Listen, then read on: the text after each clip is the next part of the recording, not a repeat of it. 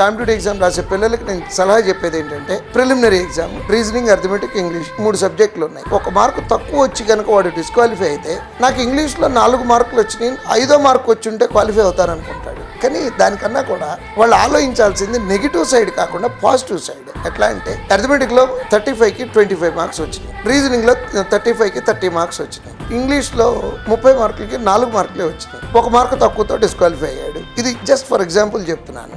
ఎంతకీ ఆ పిల్లలు చూసేది ఏంటంటే, ఇంగ్లీష్లో ఇంకొక మార్క్ వస్తే అంటారు, ఇంగ్లీష్లో 4 వచ్చినోడికి ఇంకొక మార్క్ రావాలంటే 4కి 1 అంటే 25% ఇంప్రూవ్మెంట్ కావాలండి. అదే అర్థమెటిక్లో 25 వచ్చినాయి, 26 మార్కు తెచ్చుకోవడం తేలికండి. 25 వరకు వచ్చాడు అంటే ఆల్మోస్ట్ 75-80% దాకా వచ్చేసాడు వాడు. ఇంకొక మార్కు అంటే 4% అండి అక్కడ ఇంప్రూవ్మెంట్ కావాల్సింది. ఆ పిల్లల ఆలోచన విధానం మార్చుకొని, ఎక్కడ అంటే ప్రతి మనిషిలోనూ స్ట్రెంగ్త్ ఉంటుంది, వీక్నెస్ ఉంటుంది.